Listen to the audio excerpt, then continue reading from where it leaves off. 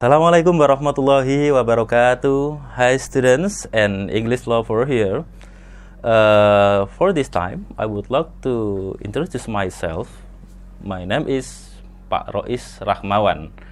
Okay, for this meeting, let's we study English together, especially in a class. Jadi hari ini kita akan belajar tentang bahasa Inggris khususnya di kelas 8 semester ganjil. Okay, before we start this meeting, sebelum kita memulai pembelajaran kita hari ini, marilah kita awali dengan bacaan basmalah. Bismillahirrahmanirrahim. Okay, sip. Students, for this meeting, I would like to explain to you about our material in a class, especially in ganjil semester. Ya, khususnya yang kita ketahui, kalau kita mempelajari bahasa Inggris dalam buku paket yang kalian miliki, we will study in Unit 2, Unit 3, and Unit 4. But for this meeting, I would like to combine the 3 unit become 1 unit so that we will discuss, kita akan membahas tentang grammar, ya grammar lagi ya. Grammar yaitu tentang models auxiliary. Ya, models ini sendiri itu nanti masuk ke dalam grammar. Kemungkinan nanti ada beberapa atau sesuatu yang mungkin tidak kalian pahami, kita akan mengupas tuntas di sini dan akan saya jelaskan tentang trik untuk menguasai grammar di models auxiliary. Okay, for this meeting, we would like to explain to you about the goal of this lesson. Tujuan pembelajaran kita pada hari ini yang pertama yaitu kita atau siswa akan dapat mengetahui fungsi dan tujuan dari model sendiri, sehingga nanti ketika Bapak menjelaskan tentang models, you will have expectation and you will have motivation what for the model auxiliary for. Ya, tadi tujuannya itu apa nanti akan kita jelaskan. Selanjutnya yaitu kalian nanti akan mengetahui contoh-contoh dari models nanti seperti apa. Sehingga ketika membaca teks atau mengaplikasikan models itu sendiri, tidak hanya tahu fungsinya, tapi juga contoh-contoh modelsnya nanti seperti apa. Ya. Next, you will understand about the rule of models. Jadi dalam models itu sendiri, kalian akan dijelaskan aturan-aturan yang boleh atau yang harus dilakukan to combine between models and other verb and other word itu bagaimana. Kalian akan mengkombinasikan, ada aturan-aturannya yang boleh dilakukan, yang tidak boleh dilakukan, dan nanti juga ada yang namanya pengecualian. Karena pada dasarnya dalam modus ini ada beberapa kata yang di situ mungkin mudah dipahami, tetapi ada pun yang berbeda, baik dari segi arti dan bentuk, itu nanti akan kita masukkan ke dalam aturan khususnya di dalam pengecualiannya.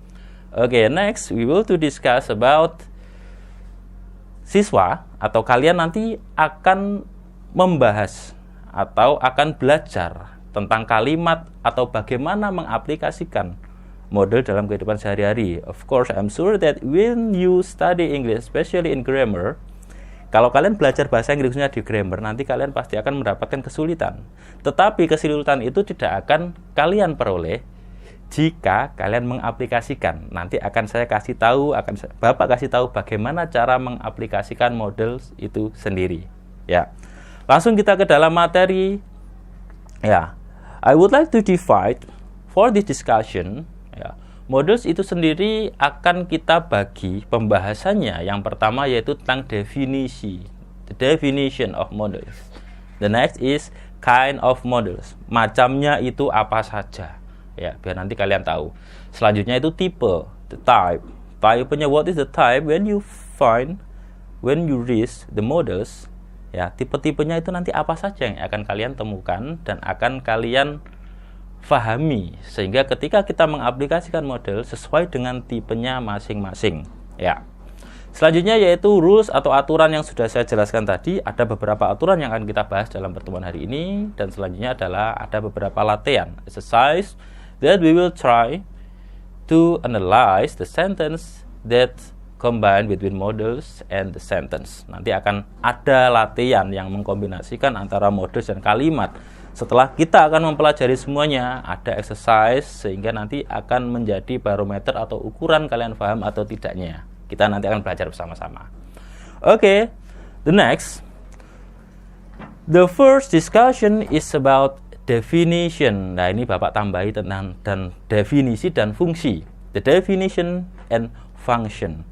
Karena definisi dan fungsi ini nanti akan menjadi satu. Karena dalam definisi dari models auxiliary here adalah kata kerja bantu. Dan fungsinya pun juga untuk membantu kata kerja.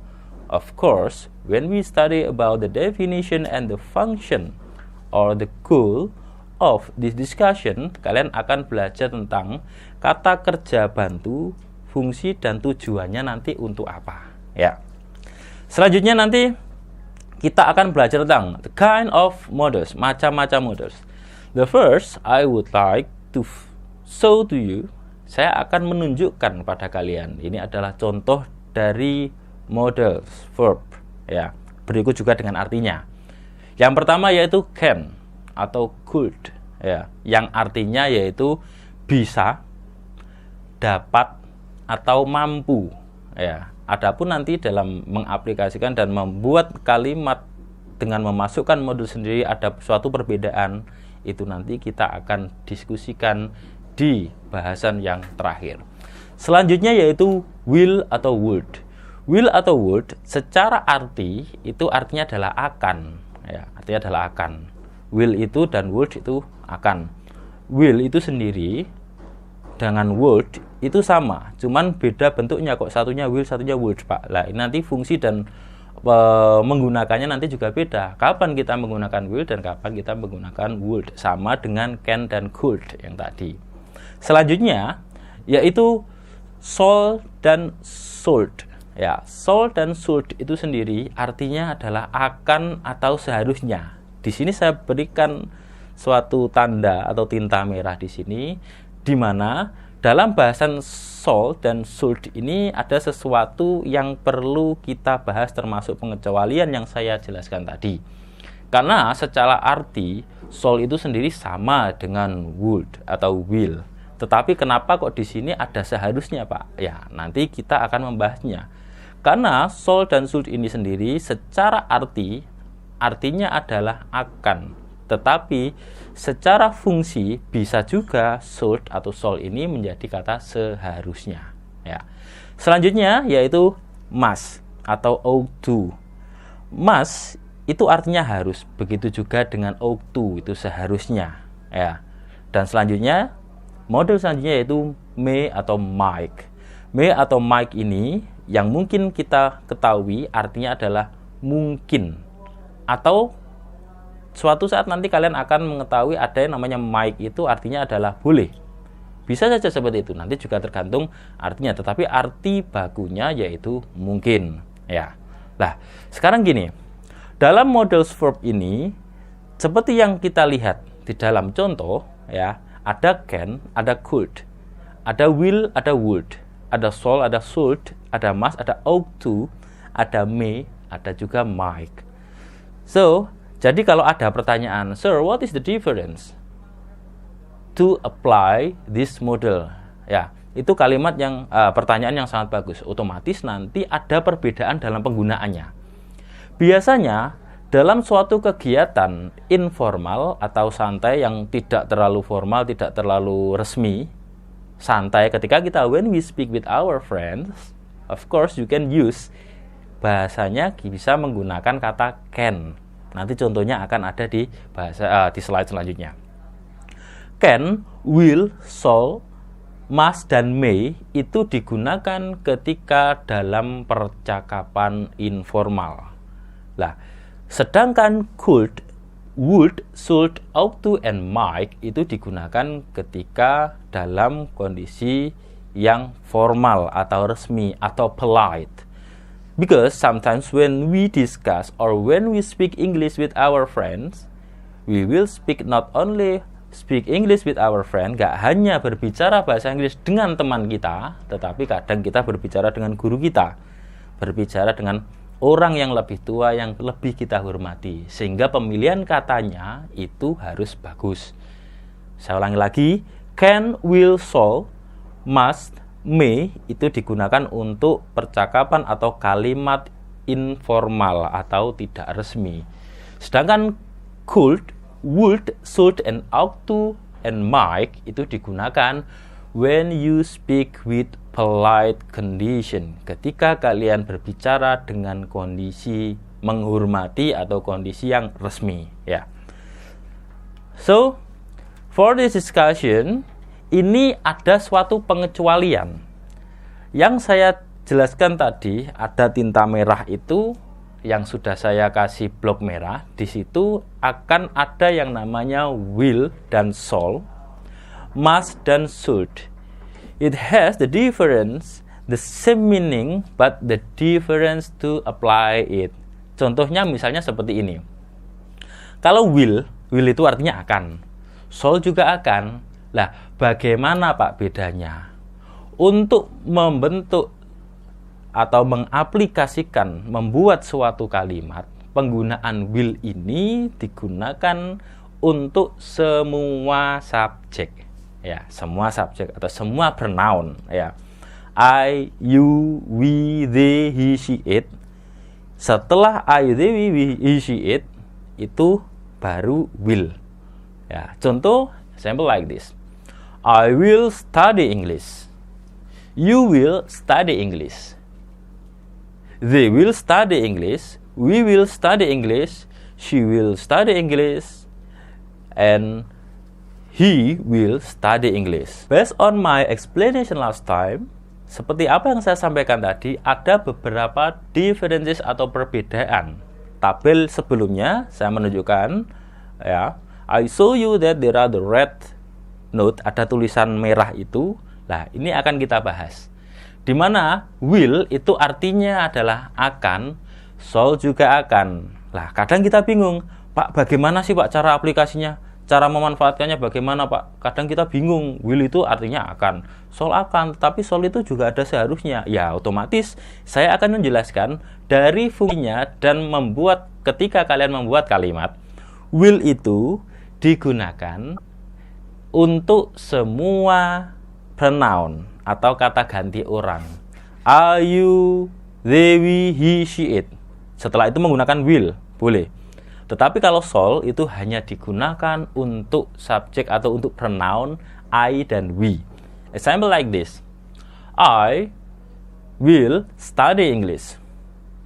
You will study English. They will study English. We will study English. He will study English, she will study English. Ya, itu.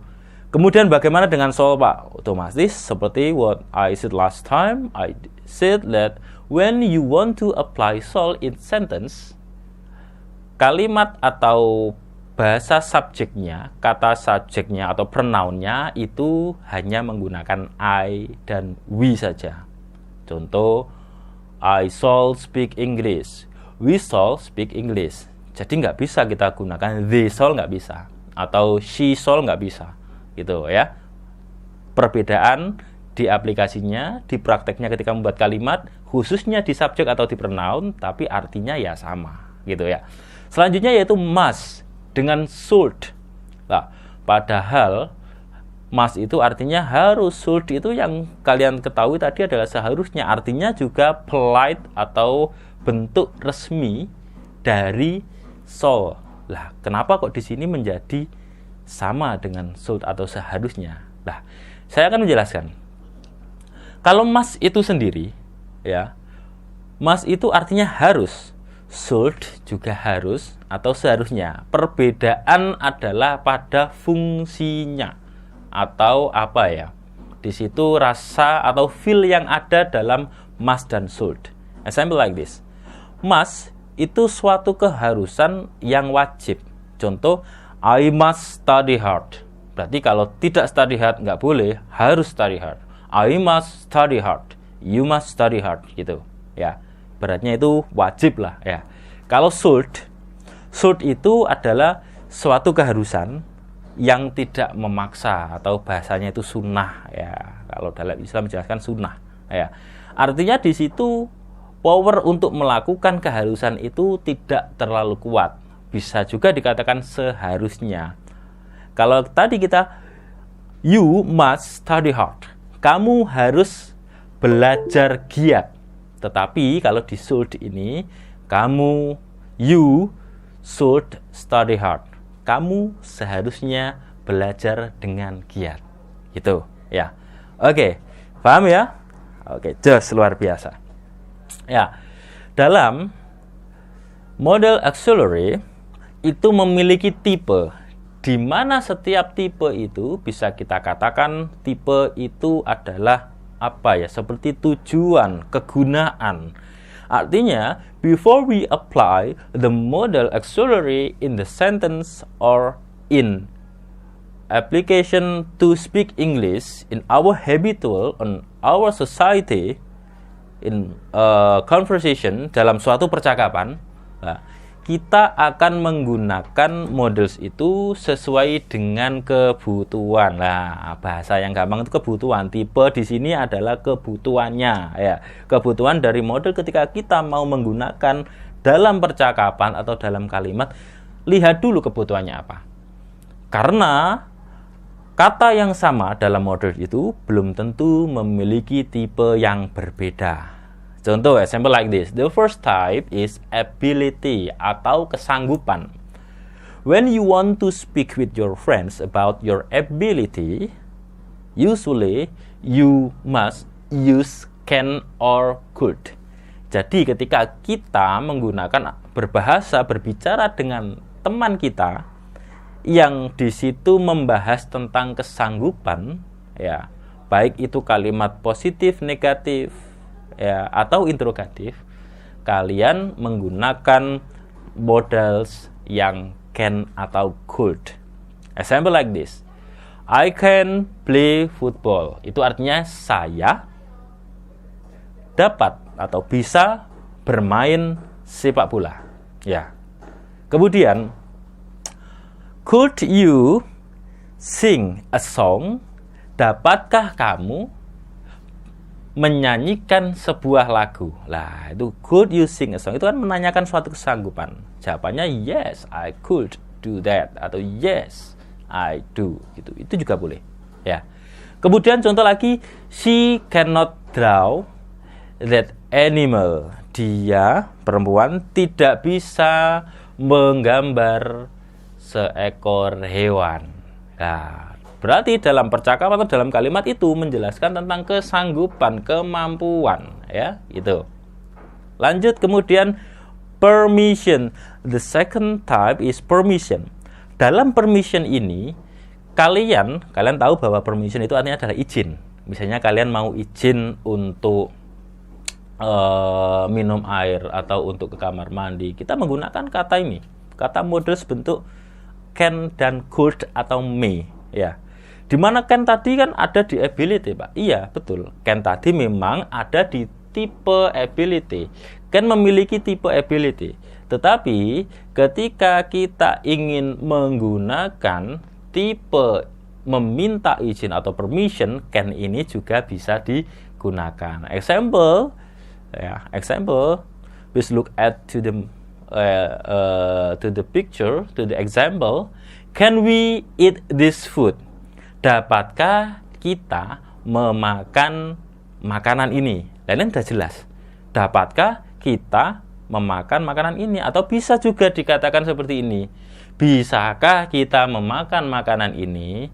Itu lebih cenderung ke arah permission daripada ke arah ability. Do you get it? Okay, very good.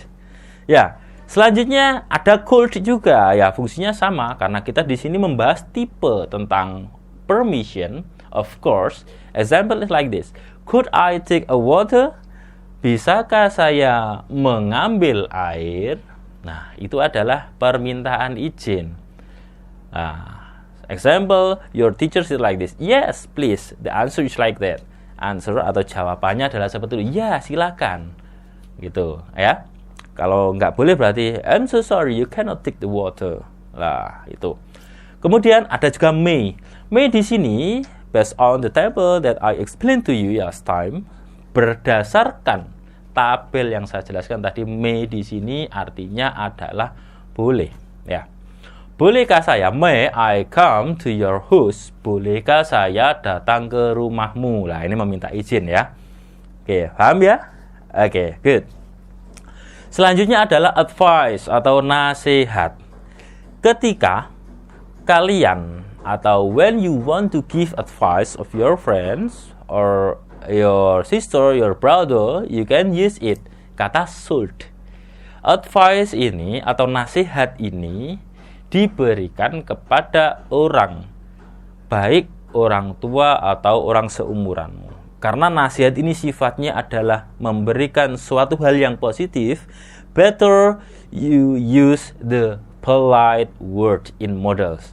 Lebih baik kalian menggunakan bahasa yang baik, yaitu menggunakan should. Ya, should itu artinya adalah seharusnya. Ya, saya yakin kalian sudah tahu ya kemarin tadi ya. Oke, contohnya seperti ini. You should drink this water. Kamu seharusnya meminum air ini, gitu. Ya. The next example is like this. He should lend me his book. Dia, laki-laki, seharusnya meminjami saya buku. Okay, do you get it? Very good. You are very clever. Ya. From the next type, we know that there are obligation atau himbauan. Obligation here, karena namanya himbauan, ada unsur pemaksaan ya, ada unsur pemaksaan. Ya, meskipun pemaksaan itu halnya sifatnya negatif, tetapi obligation himbauan di sini tujuannya adalah untuk hal positif. Contohnya seperti ini. Kata must atau kata have to. Last time I have explained to you about must. In the meaning is harus. In bahasa is harus. Ya, harus yang sifatnya wajib. Ya. Jadi kata must atau have to itu digunakan untuk sesuatu yang harus dilakukan. Harapannya yang memberikan himbauan itu yang diberi himbauan bisa melakukannya. Contoh, I must study hard. Saya harus belajar giat.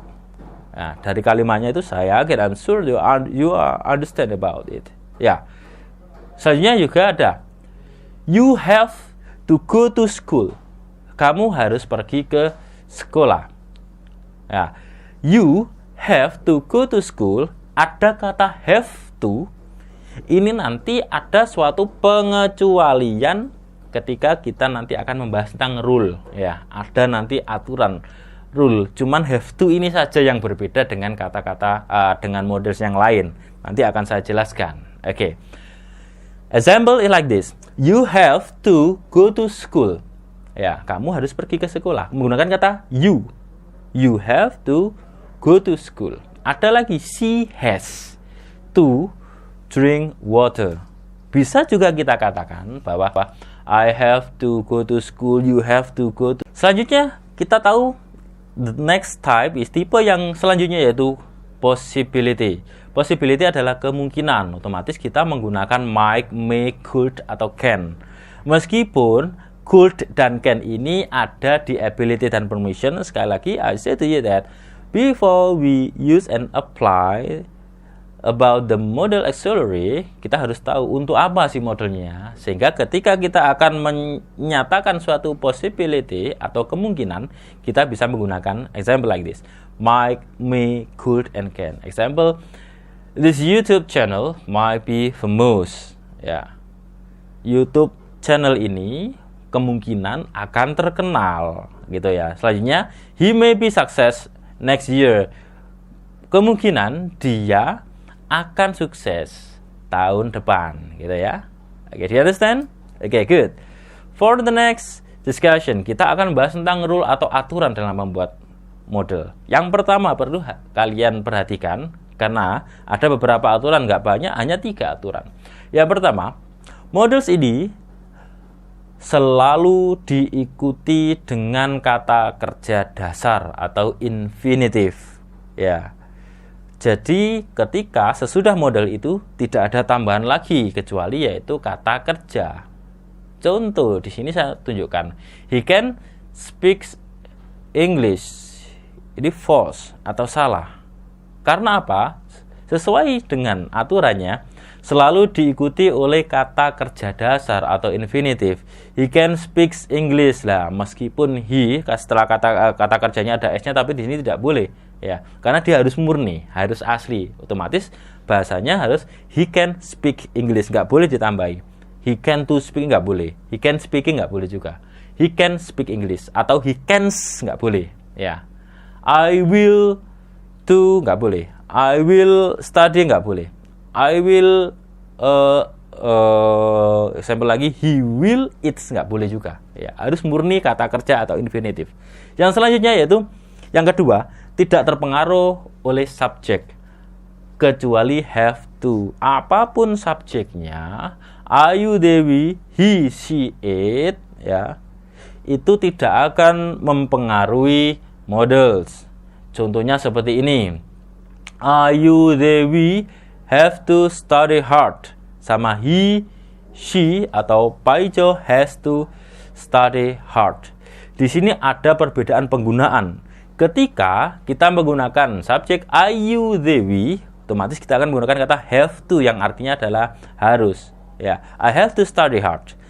But when we use he, she atau nama orang Paijo di sini has to study hard, otomatis he has to study hard. Dia harus belajar dengan giat. Seperti itu ya, pakai has. Yang pertama pakai have, yang kedua pakai has, sesuai dengan based on the subject. Ini pengecualian, exception. Oke. Yang ketiga adalah tidak boleh digabungkan antara satu modal dengan modal yang lain. Jadi dia tidak mau mengganggu atau menempati suatu kalimat yang sudah ditempati oleh modal lain. Jadi dia itu tipe yang setia kawan ya, nggak mau merebut atau menikung. Contohnya seperti ini. I must can speak English. Itu adalah kalimat yang salah. Karena must dan can di sini sama-sama modelnya, sesuai dengan aturan tidak boleh digabungkan dengan antara satu model dengan yang lain. Otomatis ketika must can speak English itu nggak bisa. Karena must, meskipun artinya juga bagus, benar. Contoh, I must can speak English itu artinya saya harus bisa berbicara bahasa Inggris. Tetapi dalam tata bahasa models ini aturannya itu beda atau salah ya. Sehingga bagaimana can itu harus diganti dengan kata be able to. Be able to itu sama dengan models ya, sama dengan models. Sama dengan can artinya ya. I must be able to speak English. Saya harus bisa berbicara bahasa Inggris. Kemudian yang B itu juga gitu, sama. Biasanya you will can meet her. Kamu akan bisa bertemu dengan dia, perempuan. Meskipun dalam artinya betul, tetapi dalam aturan tata bahasa dalam models itu sendiri salah. Yang betul adalah you will be able to meet her. Ya, do you understand? Okay, very good. Next discussion. I have exercise. Ini adalah suatu latihan. I ask you to analyze this example of the sentence. Here there are models include here. Ini ada suatu kalimat, saya ingin kalian menganalisanya. Kira-kira kalimat ini betul atau salah sih? Akan saya beri waktu 10 detik. Dimulai dari sekarang. Oke, sudah? Oke, sip. Bagus. Luar biasa. Kita lihat jawabannya. Ya. Yang pertama, you will to speak English. What is your answer here? Kalau you will to speak English, itu kalimatnya salah. Ya, kenapa salah? Aturan yang pertama, ya. Kata models atau model auxiliary ini tidak bisa setelah model kemudian ada tambahan sesuatu baik dalam bentuk to atau SES, nggak boleh. Setelah models dia harus menggunakan kata kerja, sehingga to speak itu nggak boleh. Jadi langsung yang betul adalah you will speak English gitu ya. Yang kedua, he has to drink this medicine.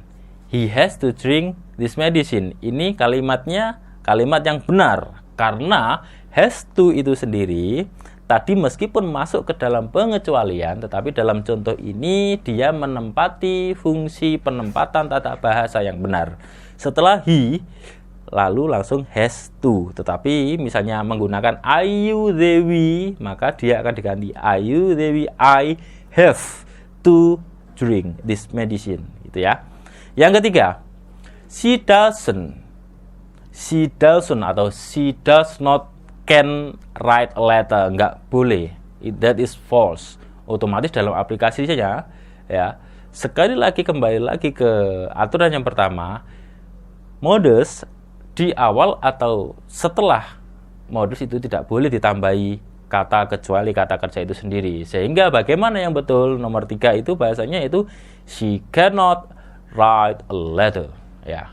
Yang keempat, she must can buy that book. That is false. Aturan nomor berapa?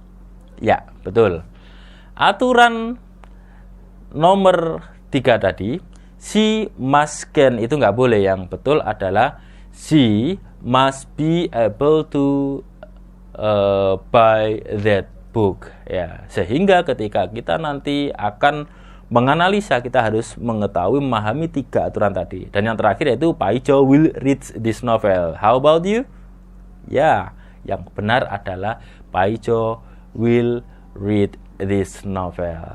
Okay, I think for my explanation last time, if you want to master about the material, especially grammar in modal auxiliary, kalau kalian pengen menguasai modal auxiliary, caranya gampang, tadi sudah saya tunjukkan bagaimana tipe-tipenya, bagaimana mengaplikasikan atau menggunakan dalam kehidupan sehari-hari. Kalian juga sudah mengetahui aturan-aturannya, sehingga saya yakin when you found the question, when you join with examination, I'm sure that you can analyze. Saya yakin kalian bisa menganalisa segala macam pertanyaan dalam bentuk model, sehingga I'm sure you can success and you will master the models as well as possible. Okay, I think enough, students, about our meeting, and I'm so sorry if I have something wrong. Before we close this meeting, let's be close with Syekh Hamdalah. Alhamdulillahirabbil alamin. Always spirit to study. See you next time. Assalamualaikum warahmatullahi wabarakatuh.